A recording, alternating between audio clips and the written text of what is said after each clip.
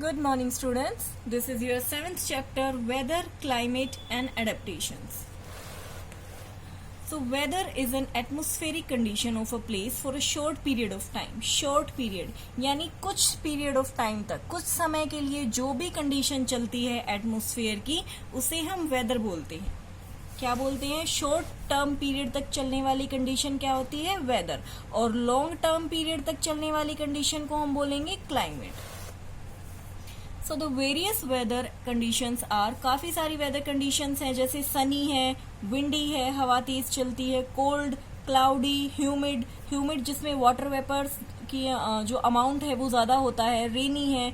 So these condition of weather depend on various factor. और ये जो कंडीशंस होती हैं, ये जो वेदर कंडीशन है, ये काफी सारे फैक्टर्स पर डिपेंड करती है जो वेदर को इन्फ्लुएंस करता है, और उन्हें हम बोलेंगे element of weather.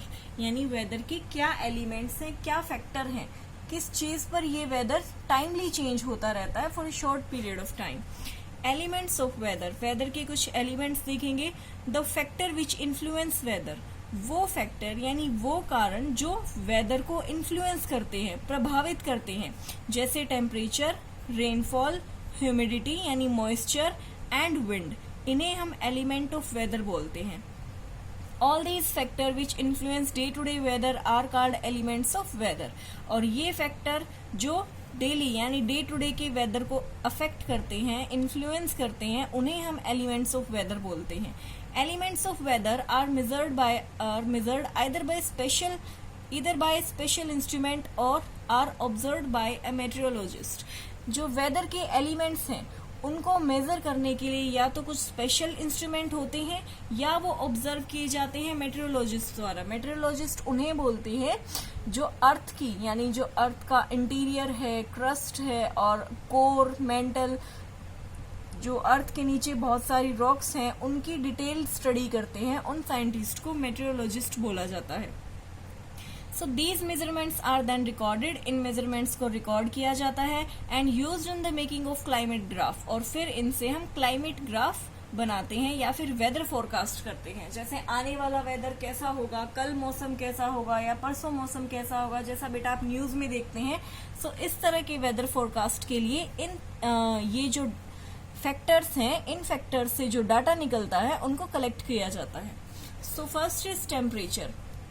Temperature is the measure of the degree of hotness of an object. यानी टेम्परेचर क्या होता है? बहुत चीजें मेजर करता है बेटा ये, हॉटनेस भी एंड कोल्डनेस भी. किसी भी ऑब्जेक्ट की हॉटनेस और जो कोल्डनेस को मेजर करे उसे टेम्परेचर बोलते हैं. It varies over the period of day and night. ये हमेशा डे वेरी करता है, ये बीच में या तो रात दिन के बीच होता है या सीजन टू सीजन होता है, एक सीजन से दूसरे सीजन का टेम्परेचर.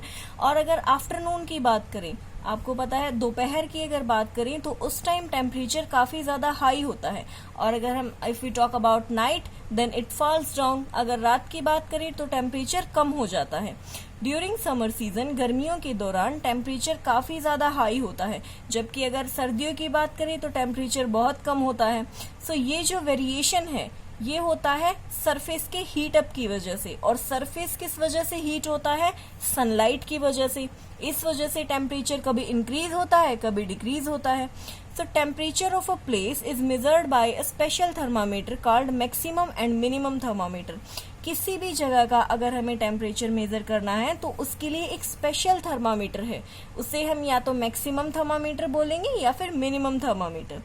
जो टेम्परेचर के यूनिट होती है वो केल्विन, फ़ारेनहाइट या सेल्सियस में मेजर की जाती है. और ये स्केल आप 4th चैप्टर में पढ़ चुके हैं. केल्विन स्केल, फ़ारेनहाइट स्केल और सेल्सियस स्केल के बारे में आप ऑलरेडी पढ़ चुके हैं. There is a great variation in temperature in different regions of the अर्थ.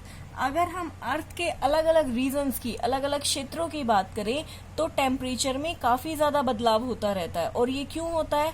क्योंकि unequal amount of heat received from the sun. क्योंकि हीट जो है, सन से जो हमें हीट मिलती है वो अनइक्वल अमाउंट में मिलती है. ऐसा नहीं होता कि हर जगह सेम अमाउंट ऑफ हीट सन से हमें मिलेगी.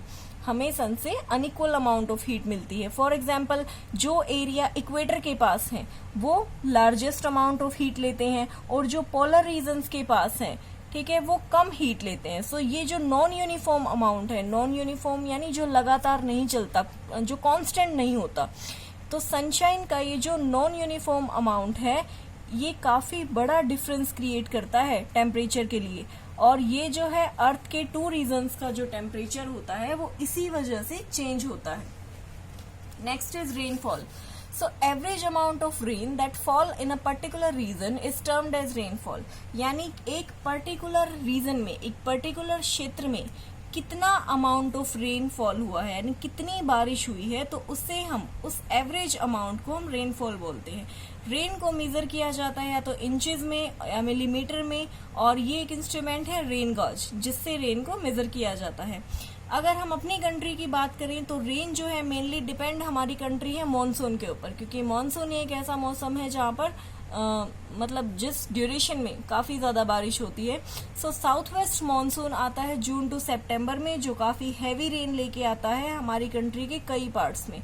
और नॉर्थ वेस्ट मॉनसून की बात करें जो आता है नवंबर टू मार्च में, तो इस टाइम ड्यूरेशन में ये जो टाइम पीरियड होता है इसमें काफी लाइट रेन, हल्की बारिश होती है। So next is wind. Wind is influenced by 2 factor of wind. Wind जो है वो 2 फैक्टर पर डिपेंड करती है।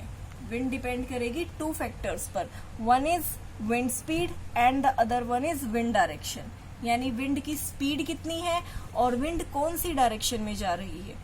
So the wind speed, wind की अगर स्पीड की बात करें तो स्पीड क्या बताती है? स्पीड बेटा हमें ये बताती है कि विंड कितनी फास्ट ब्लो कर रही है, कितनी तेजी से ब्लो कर रही है। और विंड की स्पीड को मेजर करेंगे एनीमोमीटर से या फिर ब्यूफोर्ड स्केल से। और विंड की डायरेक्शन क्या इंडिकेट करती है कि विंड कहाँ पर ब्लो कर रही है, किस डायरेक्शन में वो जा रही है। और विंड की डायरेक्शन को मेजर करेंगे विंड वेन से। सो जो विंड है वो विंड स्पीड और विंड डायरेक्शन पर डिपेंड करती है। विंड स्पीड क्या होगी? विंड स्पीड होगी कि कितनी स्लो या फास्ट विंड मूव करती है, और विंड स्पीड को मेजर करेंगे एनीमोमीटर से।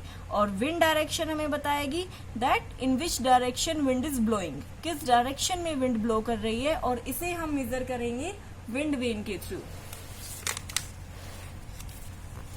In our country, wind blows from hot and dry regions like deserts of Rajasthan। अगर हमारी कंट्री की बात करें तो हमारी कंट्री में विंड जो है वो हॉट से ड्राई रीजन की तरफ जाती है, क्योंकि हॉट में क्या होता है, गर्म जो हवा है वो गर्म हो जाती है। और अगर विंड जो है वो गर्म हो जाती है तो वो लाइट वेट हो जाती है, और हल्की हवा होगी तो वो ऊपर उठ के ब्लो करना स्टार्ट कर देगी। तो विंड जो है वो हॉट एरिया से ब्लो होना स्टार्ट होगी, like desert of Rajasthan, Rajasthan की जंगलों से। और वहां पर जो है जो टेम्परेचर है एयर का काफी ज्यादा होता है, इसकी वजह से गर्मी होती है और समर में सूखे वाली कंडीशन, ड्राई कंडीशन हो जाती है। Wind that blow from high mountain, और जो विंड हाई ऊंचे पहाड़ों से आती है जैसे हिमालय से, वो विंड काफी कोल्ड होती है और सर्दियों में ड्राई, यानी dry in winter. Next is humidity. Humidity होती है जो भी अमाउंट ऑफ वाटर है जो एयर में प्रेजेंट होता है, जो वाटर वेपर है जो या मॉइस्चर है जो एयर में प्रेजेंट होगा, उसे हम ह्यूमिडिटी बोलते हैं। ह्यूमिडिटी को हाइग्रोमीटर से मेजर किया जाता है। हाई ह्यूमिडिटी इन एयर, अगर किसी एयर के अंदर ह्यूमिडिटी ज्यादा होगी, मॉइस्चर ज्यादा होगा और you can say water vapour ज्यादा होंगे, तो इसका मतलब क्या है कि बारिश आने के चांसेस ज्यादा हैं। Cloud are formed when water vapour condenses high above the ground. Cloud कब फॉर्म करते हैं? जब वाटर वेपर जो है ग्राउंड के ऊपर कंडेंस हो जाते हैं, यानी ड्रॉपलेट्स की फॉर्म में क्रिएट हो जाते हैं। व्हेन क्लाउड ड्रॉपलेट्स ग्रो बिगर, और जब ये जो क्लाउड की ड्रॉपलेट्स हैं, पानी की जो छोटी छोटी बूंदें हैं, जब ये बड़ी हो जाती है और काफी हैवी हो जाती है तो क्लाउड इनको संभाल नहीं पाता, तो वो क्या हो जाता है, नीचे एज अ रेन की फॉर्म में नीचे आ जाती हैं। They fall to the ground in the form of rain.